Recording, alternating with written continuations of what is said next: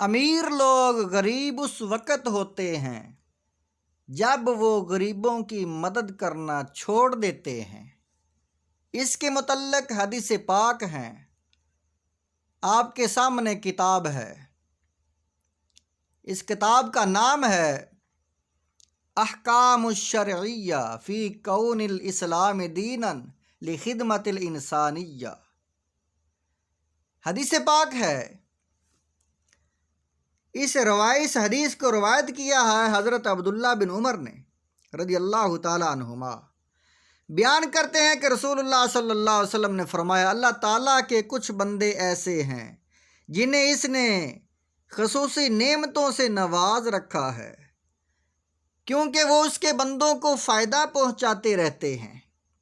اس لیے اللہ تعالیٰ نے ان کو یعنی رزق میں برکتیں عطا کی ہیں، ان کو امیر کیا، ان کو غنی کیا کہ وہ غریبوں کے کام آتے ہیں۔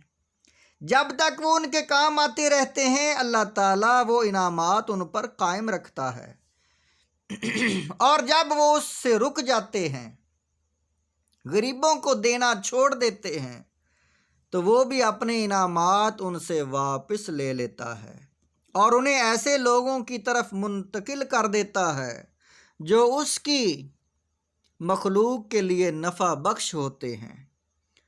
تو ناظرین اکرام، یہ حدیث پاک طبرانی شریف، بہقی شریف کی حدیث پاک ہے کہ لوگوں سے رب رزق چھین لیتا ہے، دوسروں کو دے دیتا ہے، ان لوگوں کو دیتا ہے جو لوگ غریبوں کو عطا کرتے ہیں، غریبوں کو نوازتے ہیں۔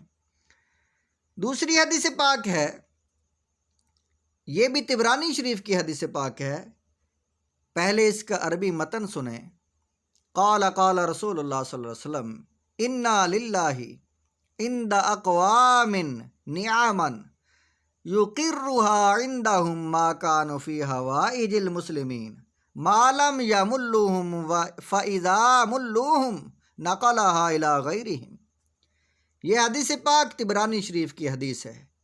ایک روایت میں حضرت عبداللہ بن عمر رضی اللہ تعالیٰ عنہما بیان کرتے ہیں کہ رسول اللہ صلی اللہ علیہ وآلہ وسلم نے فرمایا، کچھ لوگوں پر اللہ تعالیٰ کے انعامات ہیں اور وہ انہیں اس وقت تک ان پر برقرار رکھتا ہے جب تک وہ مسلمانوں کے کام آتے رہتے ہیں اور ان سے اکتاتے نہیں، یعنی وہ غریبوں سے تنگ نہیں آتے، وہ غریبوں کو نوازتے رہتے ہیں، غریبوں کا بھلا کرتے رہتے ہیں۔